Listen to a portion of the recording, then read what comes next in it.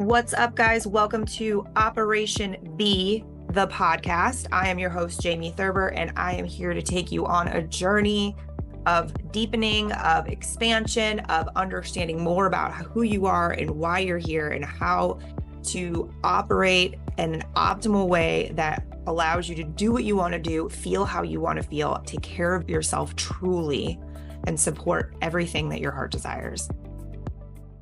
Welcome back to another episode of Operation B. I'm Jamie, your host, and today we have a very special guest with us that I've gotten to know over the last 6 months or so, probably.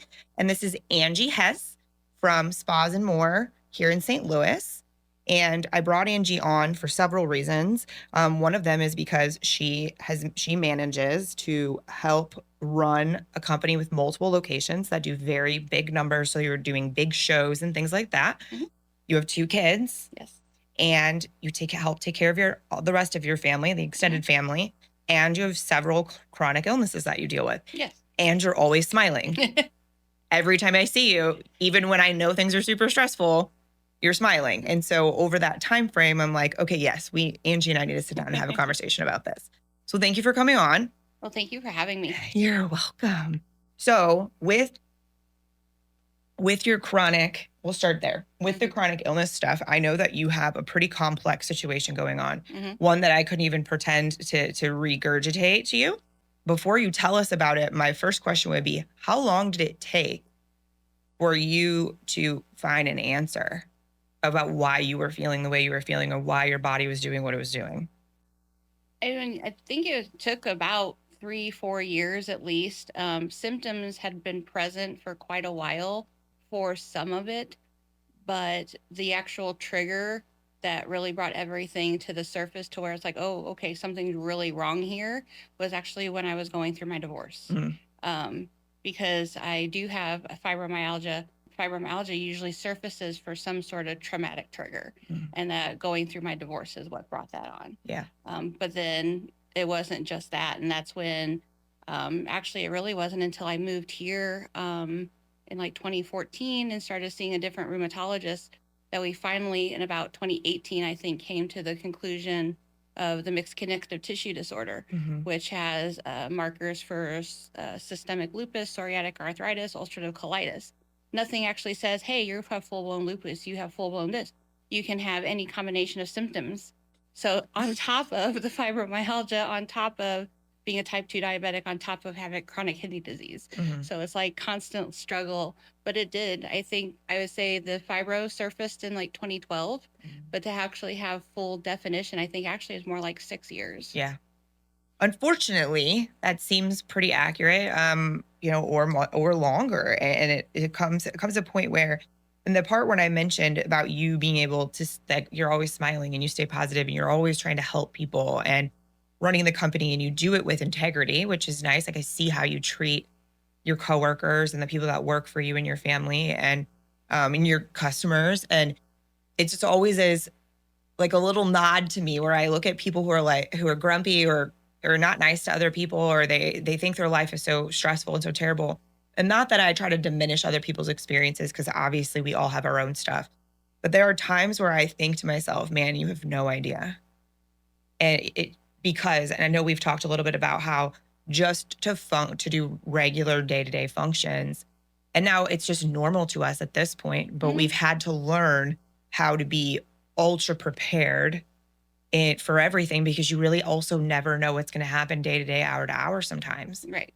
And so learning to do that, and I think we've all probably gone through a really unhealthy way of learning how to do that, where you're just burned out over and over and over again. Exactly. Because like you've said before with your kids, like you didn't have a choice but to keep going. But finding a healthy balance, and I think for me, and you can speak to your own experience if this resonates, but to me, one of the most powerful pieces of that was learning that it was okay, that I wasn't okay. Sometimes, like, I could have been totally fine an hour ago, and then in 15 minutes, I could start to feel really terrible, and that's okay. And I could talk about it, and it was okay. Right. I mean, it took a long time to actually just understand that, okay, I do have to step back. I've always been in that, like leadership management role throughout my career, and then the bulk of my marriage load was on me. When you're dealing with a narcissistic person, they make you, they think that they're the hero, but really, you're just actually more like being their slave for everything else, Sure. but making you feel that that's how you have to be. So it's like I just had to push and push and push, and burnout was real, but I couldn't even let the burnout happen. But then it's like as the kids got a little older and things, it's like I had to start stepping back and understand, it's like, okay, you're going to push yourself. When my doctor said, when I was trying to go to school, run the business, my dad was in the hospital, my mom was in the hospital, the kids were still at home, and she's looking at me, she's like, you need to quit school. You need to do something because you're going to be dead in 6 months if you keep this up. And I'm like, oh, well, okay. Let's take a step back here. Right. So can't keep doing this. Need to learn how to disconnect from things. And the whole process to me was more enlightening, because that's when you actually start learning what your body says. And then it really wasn't until earlier this year that I started working with a coach on getting my nutrition balance out. Is like, oh, well, okay, these foods were causing this issue and this was doing this because I didn't have the time to sit and recognize it. Yeah. It is a full-time job. Let's be real. Like when I tell people about me, and I know that I was in a privileged space, and if I wouldn't have been with Tony and in our home and had the amazing clients that I have, like I would have still figured out a way to do what I had to do. Probably would have involved moving back in with my parents' house. Probably would have involved some kind of personal loan. Like those, it would have been a different situation, but it had gotten to that place where I didn't have a choice.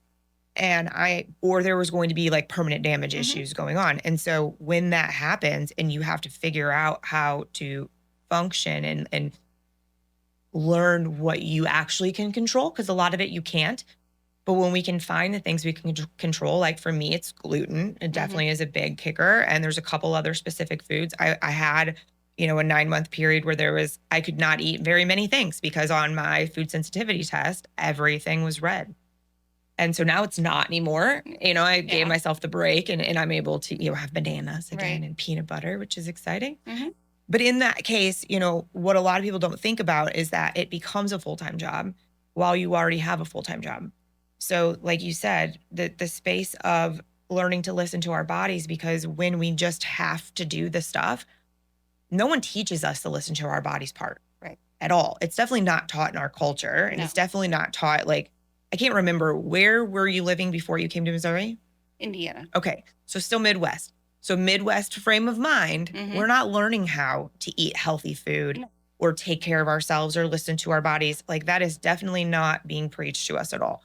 I remember thinking about how now we don't go anywhere, without water. I know you were like walked in, you're like, oh, I don't have my water. But I can't remember a time seeing my parents drink water when I was younger.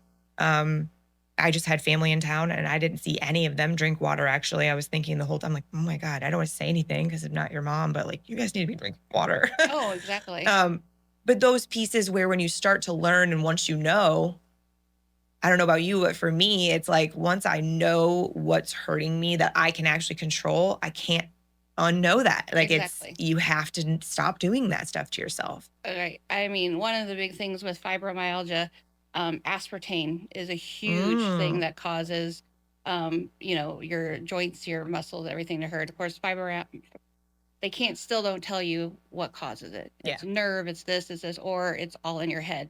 I don't know how many times I've ever told it's all in your head. Yeah. But like I haven't and Diet Pepsi was my constant go-to. That's what kept me going. It's like, cause I'm not a huge coffee drinker. I'll, do a Starbucks here and there, but it's like, I'm not a get up in the morning and have a cup of coffee before I do anything. I get up in the morning and grab a Diet Pepsi, and go. And little did you know that Diet Pepsi was like poisoning you, basically. Exactly. So it's like, I haven't had Diet Pepsi or any type of like diet soda that has aspartame in it for 4 years now. And then once in a great while, I'll drink a zero sugar soda. Well, then I can tell immediately if that zero sugar was using sucralose or aspartame, because if it's aspartame, then I am like on fire the next day, and it's like miserable. And it's like, okay, well, that's another thing off my list, and this, and it's this and this and this. So my mainstay becomes more water or Mhm. unsweetened tea or, little things like that. Yeah. Occasionally a soda with sugar, because diet soda is even worse for you because it makes you eat more. A regular sugar soda is Yeah. better in small quantities. Yeah. In America, the fast food and the processed Mhm. foods and everything else, it just keeps people becoming heavier and heavier and heavier. Mhm. And of course, me being the mom working 60, 70 hours a week, even while I was married. At one point, I had two jobs, and then I went into management, and I'm never home. And it was fast food this and fast food that, Yeah. or throw a frozen pizza in. I didn't set my kids up for success, and my kids are heavy because of that. And so Right. You now didn't is know, so they didn't know. yeah. So and now as I start the process I'm in, we start trying to get them to understand what they're doing to their bodies Mhm. since they're 26 and 24, so they're not at almost 50 trying to reverse those effects like I am Right. now. And so maybe they can have a more active and better lifestyle than I did through my 20s, because my 20s and into my 30s I was a mom and I was working, and like I said, Mhm. I mean, it's just constantly. And then I became a single mom, Mhm. and single mom with middle school, high school kids, and your whole world collapses. Which in part of it was my fault, part of it wasn't. But when you have to do what you have to do to take care of the kids, Yeah. you do it. Right. Right. Right. I know it. And it's what's nice though, like you said, with their ages, like you have the opportunity to educate them and give them the tools to turn that around for themselves because we don't know any better. I watched my brother do that with his kids. And because we weren't raised that way, we both joked about how we had to get used to the taste of fresh vegetables because we always had canned vegetables. We didn't even eat frozen vegetables. We ate Mm-hmm. canned vegetables. Mm-hmm. And so like a fresh green bean or a fresh piece of asparagus tastes drastically different than anything we were ever used to. Right. And so he wanted to make sure because we learned those lessons, he's like, I want to teach my kids this. Now, him and his wife, they made that decision and they've done a great job with it. But it is something again that we had to learn on our own. And now we're teaching our parents. My mom had a heart attack like right after she turned 60. And she was the least person you thought would have one. And I had to take my dad to the store, teach him how to read nutrition labels Mm-hmm. because he didn't know. Because they hear sodium, they think salt. And I'm Mm-hmm. like, yeah, that's a smidge of it. That's really not even the thing. So Right. anyway, I think it's so important. And one of the things that you touched on, there's two pieces that I think are so important that I tell people all the time. If you're, like you said, having a soda now and then is not the enemy, right? I think that when we put ourselves, well, I don't think I know, when we put these harsh rules about whatever it is, whether it's TV or candy or soda or whatever it is, I can never have it ever. Mm-hmm. Like, unless you're allergic to it and it's going to cause you, to go into anaphylactic shock, then it's a different story. Right. But every once in a while, like what that does is it allows our system not to feel like we're like it's wounded or it's in trouble or it's whatever all the time. So that is balance, is what it is, right? Right. And that's the key to the game. And so, how many pounds did you say you're down? So, since the first of the year when I started working with my coach, I am down 65 pounds. But overall, from my heaviest weight, I am now down almost 110.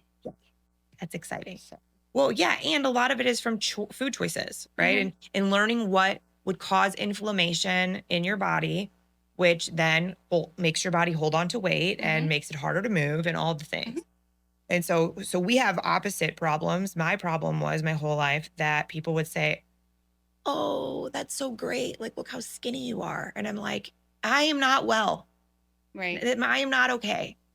I was not eating well, but what Mm-hmm. I was eating, my body wasn't using. Mm-hmm. And so my muscles and everything organs were like starving all the time, no matter what I was doing. And no one, again, it must be all in my head. Right. But it was a problem that, there was a time in my life where I was mad about it. And this last journey, I've had to have there's specific time with Tony, especially, I'll say, I just need to express my frustration out loud. Because when you are used to just tucking these things away and learning how to still behave or not behave, but how to still have a positive outlook so that you can, not just be miserable all the time. Because don't feel good and then you act miserable, it's just a terrible, Right. deal. And so I had to learn that it was okay for me to be frustrated and to talk about feelings of frustration because this isn't fair. Right. And it's so much. And that was a mind fuck, to be honest. Like, there's no other way to put it. Like, that's the only phrasing Yeah. when it comes to that, of me realizing, like, oh my gosh, okay, that doesn't make me not a positive person. No. Makes me human. Right. The other thing I think that's interesting when you start working with a coach is that they don't make you set unrealistic goals and expectations. Right. And it feels like you've expressed to me a little bit that when you guys have started working together, that's how it is. Very much so. So like when I first met mine and we did a, FaceTime interview, and I mean, she'll choose you on who she takes because she wants to make sure she's getting the person who's actually not only going to listen, understand that how she she's doing it out of love because she genuinely cares to get you on a better path. Mhm. But she also wants somebody who's going to fulfill or keep going. Yeah. That's not going to just be like, whatever.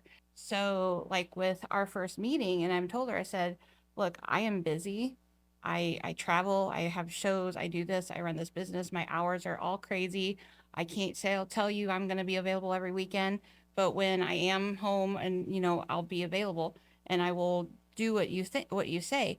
But it wasn't what discover that so many people when it comes to weight loss or changing your lifestyles, they focus strictly on the food, the nutrition, the exercise. Mhm. Like realistically, I haven't even started much exercise in what I'm doing now because you have to not only to fix your body, you have to fix your mind. So it's also talking about boundaries because I didn't have those and didn't know how to set those because that's just not the how I was. So learning how to set those and trying to starting to put little boundaries in place to work up to hard boundaries, which has been a very difficult thing with my father, but I'm not doing well with it, but I'm trying my best. Mhm. And then setting a work boundary in a home, and to cutting off work from home when I get home and being like, okay, I'm not answering this work call anymore. I'm done. Trying to set those just to improve your mental health because if your mental health isn't right, then you're not going to be able to fix anything else. And then she helped me reconnect, um, finding a good home church and reconnecting with God. And because I hadn't had a good home church since I left Indiana. So it's all these little things that we do in whole to make not only, to make you well and better. And the weight loss is just a fun byproduct Mhm. because you're doing all the things. And when you do all the things, then the weight just like goes away. Yeah. And we talk about that all the time about like, see, you're doing this, you're doing this, and you're doing this, and you're not even paying attention to the scale. It's like, really, I'm not. It's like, oh, well, heck, I just bought all new clothes and now I have to give 3/4 of it away again Yeah. because I just went down another size. And it's like, well, I have nothing to wear, but I have to go buy new clothes and then I have to turn around and give it away Mhm. again because that's just how it's happening. Yeah. So it's like, I haven't been below 300 pounds since I think 2011, 2012. And Mhm. a lot of my weight increase was medication induced, Mhm. going from gabapentin and, different Cymbalta, gabapentin, try this, to finally try to get something because your doctors will throw anything at fibromyalgia to see if it'll stick. Yeah. And it's like, this isn't working. I did like lose one job because the gabapentin put me in such a sleep coma that Mhm. I would sleep through work or fall asleep and not wake up, Yeah. to go to work or anything. So it's like, I can't do these things. Right. So it's like, go back to the drawing board. Nope, I don't want to do this. Let's do this. Let's try this. Oh boy. Well, and I'm so glad you found this coach though, because then it puts the ball in your court a little bit more, as far as understanding with nutrition how that can help. But it really is, meaning food can be medication, right? Like food is medicine. But it all comes down to the mindset. Like as you're talking about it, I'm like, Operation B, yes. Because everything is that way. What I have clients come to me with a business issue, a relationship issue, a self-esteem issue, whatever it is, it comes back down to how we operate every day here and having the space and having the boundaries. Because if we let, especially again, it definitely is a Midwest thing. where we let everybody just take everything from us. Mhm. Well, we do it to each other. Everybody does it to everybody else, and we Right. think nothing of it. So no one's being nasty. It's just the way that we all are. I remember my coach saying to me about a year ago, have you ever heard of enmeshment or enmeshment? Mm-mm. Oh boy, this one's gonna blow your mind. So I was talking to her about some of these like very stressful situations that were happening in different relationships in my life, and they were really bothering me. And we were talking about them a few weeks in a row, like to the point where she like knows the people, like she knows who I'm talking about. Mhm. So obviously I'm talking about them a little more than I probably should. And what she explains to me is she was like, to maintain a very healthy one or two really solid intimate relationships is a lot of work and energy. And you're trying to maintain like 25 of them. And I'm like, well, I didn't know that that's not what I should be doing. And she was, Right. that that's what you do. And she was like, no, it really isn't. What the enmeshment is that when every kind of what you said about what you've been doing with work too, when every single thing that someone that you love or know is doing is affecting you physically and mentally, that's not healthy. Right. That's not how it should be. Like you can't, if you're sitting at home having actual physical symptoms of stress because of a decision someone else made because you care about them so much and that you're so involved in their lives, you're never going to be able to take control of your own nervous system if that's Mhm. where your system is. And so learning that was mind boggling, but it was also to the point where I was like, how do I undo that? And so I think this would benefit you in the same way it did me, was that I realized that when I love people and care for them, it's very sincere and I can trust that. Right. And so I can trust that that's there. And if somebody really needs me, I will always be there. But I don't need to know about every single fight they had that day with every single person they came in contact with, or, all of those things. Mhm. And so letting go of that, it creates, I think, a moment of isolation that feels a little weird.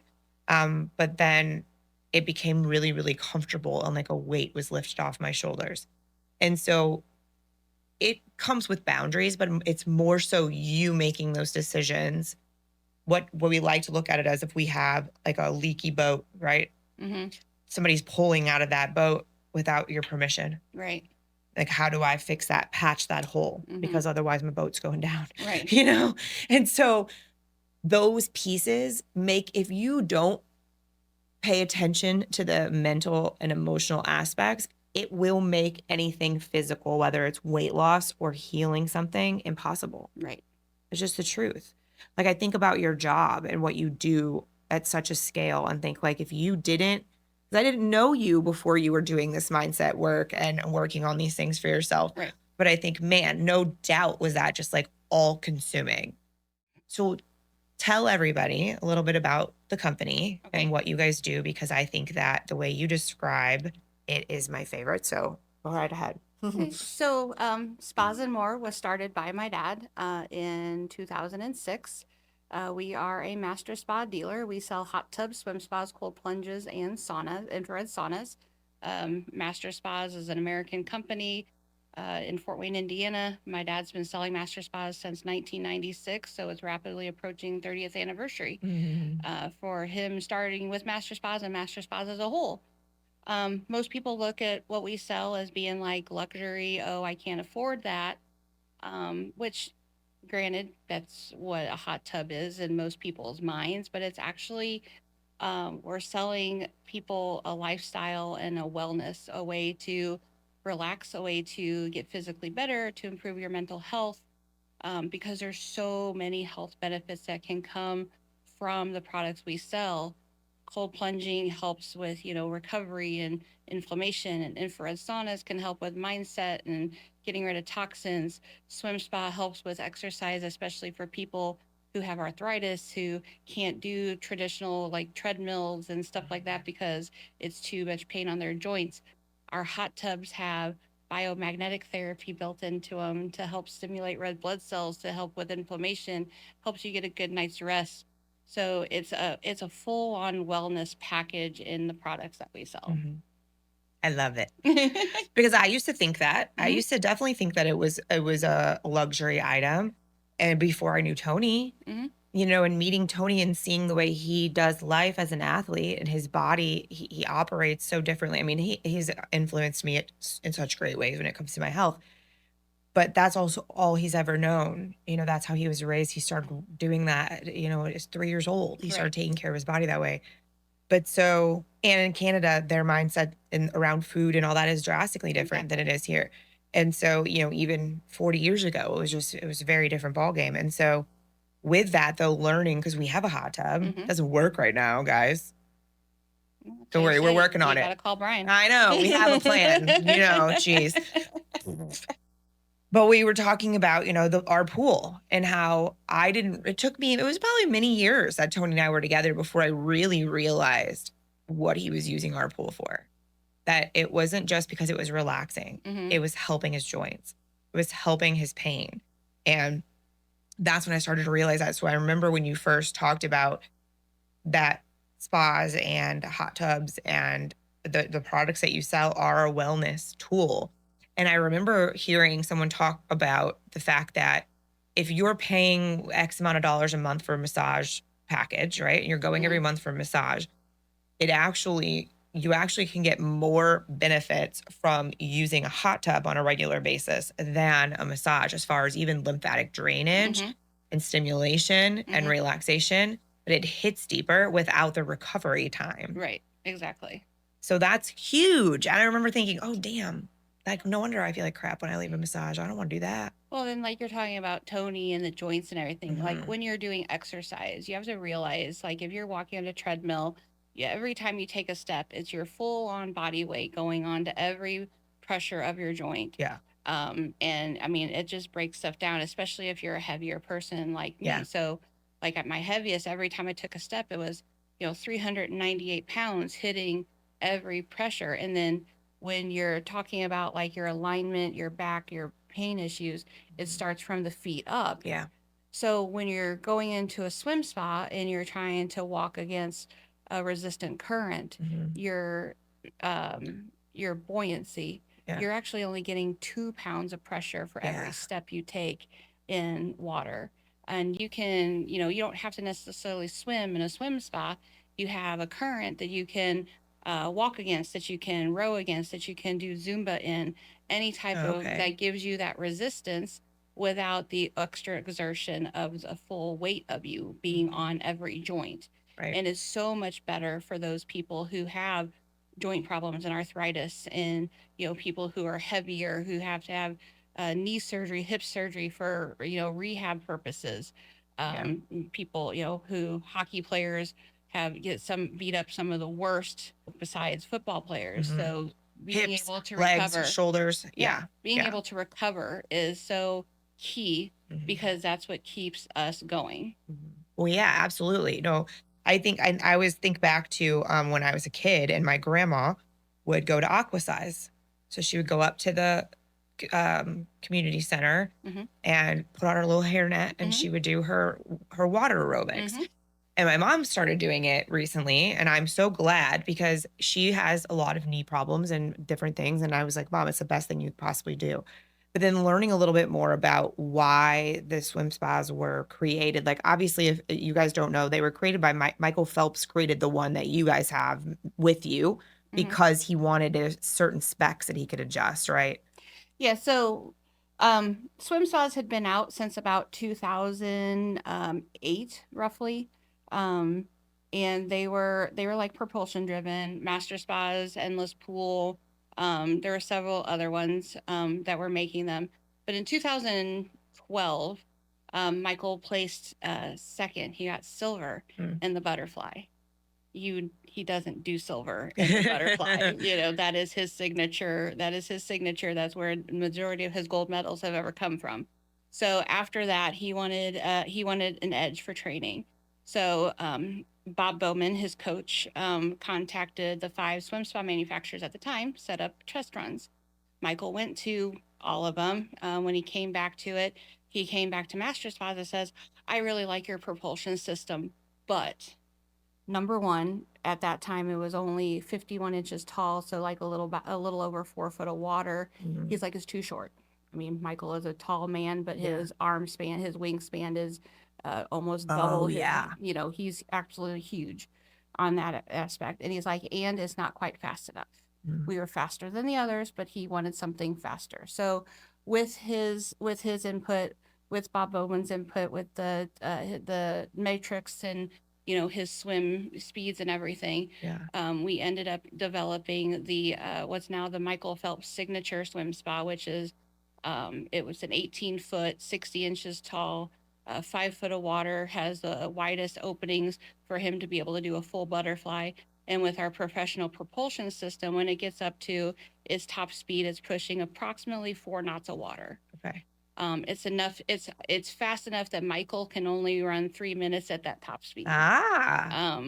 So, and we've continued our partnership with Michael ever since then, developing the Legend Series hot tubs, which are fully designed not only for therapy but for athletic recovery.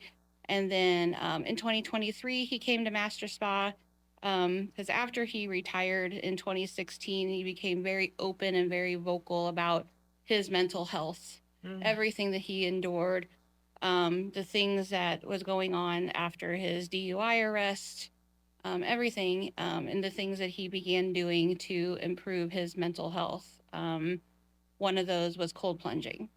But he finally got tired of having what he said, going to Costco and buying, 20 bags of ice a day so that he could cold plunge. Mm-hmm. He went to Master Spa and said, hey, let's do this. And that's how the Chili Goat was formed, which is the cold plunge that's self-contained with a cooling system. No ice is needed, so it cools on its own. You can actually goes down to I think the lowest is actually 38 degrees it'll go down to. But you can also heat it for a personal hot tub, make it up to 104. And then as we continue down that wellness path with Michael is how in 2024, the Sweaty Goat infrared saunas were born. So because of that was another aspect that not only he liked for mental health, but his wife, Nicole, did. Okay. So that was kind of how our partnership has grown. And we're still, Michael's still an integral part of Master Spas. We do have the pleasure and the fortunate to get to meet him and spend some time with them talking about life in general. Like every other dealer meeting or so, we get a chance to talk with them about what's going on. The last one was last year when we were in Tucson and he was just getting ready for baby number 4 to be born. So, we've kind of seen him go through that whole process of, the Olympics and kind of growing up in his own and meeting his wife and getting married and 4 kids. Yeah. So they've really been a part of, and now Master Spas has transitioned into helping a lot of swimmers, and we have Ironmen that train in our products, and we've designed a swim spa for Ironmen that will help with them, that they don't necessarily need that pro setting. But when you're a D1 swimmer or you're an Ironman or you're an athlete, you need something a little bit more than just a basic, swim spa that you and I would buy. Right. So we're developing all of those because we're in tune with all of these athletes. But it's not just about athletes. It's about the everyday person who wants to feel better, Yeah, and it's a tool that a lot of people don't realize exists. And that's the cool part, actually, that I like about it, because it does help athletes that are, of course, when I talk about athletes, I talk about retired athletes because that's where my mind immediately goes. But I see the things that they deal with. People like to tell Tony that, man, I loved watching you play. Like, do you miss it? And he was like, no, I pay for it every day. Very aware of what I did on the ice. I feel it every day. right? And that's real, and I watch those guys with that. And so having the thing that I think about a lot when I think about Michael helping you guys design things is the size portion, because that's where a lot of people don't think about that, as just like we discussed. And then I would like you to tell them about the Sapphire. Is that what it's called? No, the spas that were designed specifically for people with lupus. Oh, the Twilight? Twilight, there it is. But I think when you think about, most companies don't create things. They don't even make shirts that fit guys as big as Tony and Michael. So it's very unique to find those products that fit, a 6 foot plus 300-pound muscly guy. Mm-hmm. Like Reed Lowe will fit in those. Yep. He's a big old man. So Oh yeah, yeah. Reed really liked the 21 foot, so Yeah. that's what he wants for his house. Yeah, So. yeah. So it's nice to find that. It's just not common, not every one of them fits, but you don't think Right. about that. Mhm. So tell me about, because I think that's so special about the series that the owner created. It was for his daughter, correct? Yeah. Yeah. So Bob Louder, who started Master Spa, who retired in 2023 from being the CEO, his daughter Lisa has lupus. She's not like me. She has full blown lupus. She just doesn't have the little things that, like, okay, I can have the little butterfly rash today and feel like this and this and this because my lupus side is flaring. No, she has full blown lupus. And so she was also an athlete playing soccer and things like that. So when we look to bring out a new line, they were looking at what they could do to help somebody like Lisa. For a lot of people who have arthritis or lupus or things, there's all these other little things that go with it. There's a condition called allodynia, which is you can't stand direct pressure. Like sometimes even the clothes you wear irritate your skin. Right. Most hot tubs are comprised of small little pinpoint jets. Those direct jets can leave bruises and hurt. And that is something like where Lisa couldn't get any type of decent recovery or because it would hurt her too bad. So the Twilight series was born for Lisa and for people like Lisa. So the jets are bigger. They're spread out for more muscle groups. They're spread out for more trigger points. There's not one single jet that makes a little a little, direct, like pencil size bead. They're all wide open. And then we started taking portions of those sales. Master Spa started donating to the Vera Bradley Lights for Lupus Foundation. And then once we started doing things like those, now we actually have Master Spas Cares where we take and dealers across the country and the world actually contributed to this too, where we now donate to like Lupus Foundation, Michael J. Fox Parkinson's Foundation, Tunnel for Towers, St. Jude, just everything that we do. But we're taking all of those things because our products help those people. But by far, the Twilight to me is one of the most therapeutic spa on the market. I've never seen anything that's any better than it. But it was fitting. It was creating something for a need that people did not have out there. So, and it's cool when you shared that with me. I was like, wow, that's amazing, because people don't think about the just the differences in what we all need. I just had this really random thought while you were saying that, because I was like, I wonder if we got a different hot tub, if what we would get. And I didn't. Is that, because I know in your showroom, you can come in, you can see the hot tubs, they're on. There's some of them are on, some of them are filled. Can you like get and sit in it? Yeah. I thought so. I was like, I bet you could go sit in it and see if you like that or not. That's why we have them up and running. I mean, we encourage people to come in. I mean, it's a large purchase. It's as much as, a car. It's as much as, an RV, things like that. I mean, swim spas, when you're looking at like the Michael Phelps line, you're looking at something that's $60,000. Right. I mean, that's half of a house for some people, right. So yeah, we want you to come in and swim. We want you to come in and sit and play with all the jets. And, we have our three most popular lines running. So it's like, try one. If you don't like it, try the next one. If you don't like it, try this one. See which one fits you the best. The seating's all different. Yeah. The jetting's all different. They have different features, and we'd rather you do that than be like, oh, I want the cheapest thing here, get it home, and it's like, and then it's like, you sold me something that and now you don't like it, right? And so yeah, we always have that as an option. Cool. That'll be a fun day. Me and Tony will come in our swimsuits and get in the hot tub and see which one works for both of us. There you go. We'll stick it right. We'll start you in the Michael Phelps. That'll be funny. And then we'll that would be funny actually, because drastically different people, right? And different needs, but yeah. Well, you can always ask Cam how the Twilight felt, because he was sitting in there that one drinking the beer. Oh, so. Yeah, that's true. You're right. You're right. That's funny. Okay, cool. I love that, because I think that when we can combine products that can be both luxurious and good for us that matters. And to let Mhm. more people know about that, I think is a big deal.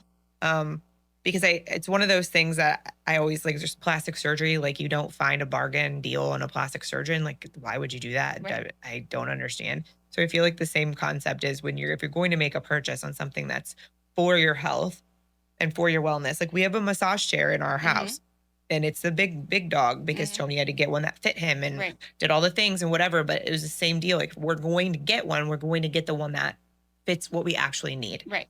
And so having those options and just people knowing a little bit more about it, I think is huge. So something I like to always ask before we end our conversations is because everybody's lifestyle is drastically different, right? We all have demands and we all have, life. Well, you and I, our bodies do weird things. Um, for lack of a better way of describing it, just Right. weird stuff is going on. What is something that you utilize or is like a go-to for you to stay present and to stay in like the mindset you need? Realistically, I think it's every day I wake up and first thing is like, okay, I'm awake, which means I'm here for another day. Hmm. And it's before you get up is you make that choice. So it's just a few minutes to like think on, how I'm gonna let this day go. They always sit there. I always thought it was funny because you sit there, people who are in a bad mood, they say, oh, we woke up on the wrong side of the bed this morning. And my Hmm. thinking is there is no right or wrong side of the bed. It's how you choose to get up. Yeah. So that's usually my focus is the first thing is I can't get up like the minute my alarm goes off, I have to snooze. But during that whole time when I'm like trying to get my body to wake up to actually move, Hmm. it's like, okay, how am I going to let this day affect me? Yeah.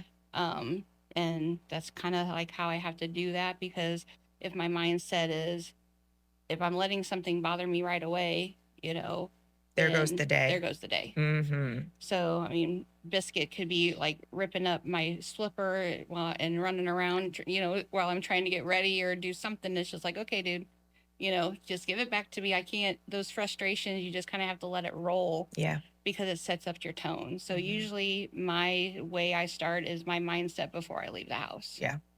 It's huge. I agree with that for sure. I know one thing that Tony and I talk about that his dad told him when he was a kid, which it's a great saying and it will equally piss you off sometimes, is that no one can adjust your mood without your permission. Mm-hmm.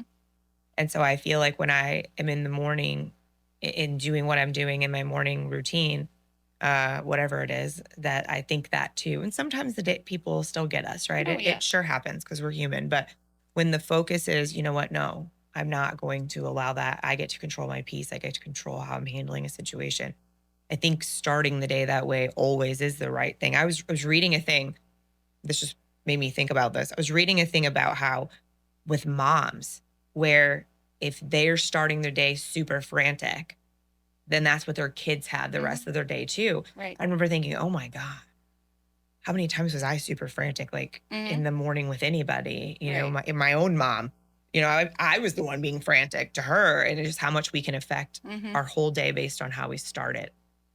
Right. So that's beautiful. And I think too, because it's something that I've been trying to get my daughter to understand, because now she's stepped into a managerial role. She's running our store in Overland Park, and she's never done that sort of thing. Yeah. And I'll get a phone call, and she's like, upset because a customer did this or said this or blah blah blah blah. And it's like, look, honey, you number one, you can't control, you know, their thoughts. You have to think about it that they're having a bad day, so they're trying to take it out on you, but you can't let that affect you. I said, but you also have to realize that you have to give grace, Yeah. you know, because if you cannot give grace in those situations, it's going to eat you alive and you're going to be do nothing but break down and cry and be mad and be angry, and then you're going to in turn take that anger, that frustration out on somebody else. And Yeah. you're just like the person who did that to you. So somebody's always having an issue, a bad day. You never know what they're going through. So you always have to grant somebody grace. Very true. Very true. And it just gives so much pressure off of your own chest too. Not only is it a kind thing to do for someone else, but it's good for you too. Well, good. I love it. I always like leaving the conversations that way because then, well, also I'm like, you guys better listen to the end. That's where we give you a good little nugget to take away.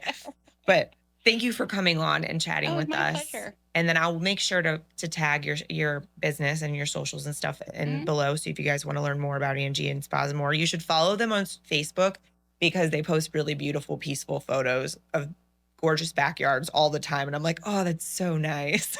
You'll like it. It'll bring you joy, I promise. As always, guys, thank you so much for being here. And if you liked this episode, please make sure to hit that like button and share this over with someone who you think may find it beneficial. Every time you share the episode, it helps me get in front of more people and helps support the show. So thank you so much, and we'll see you next time.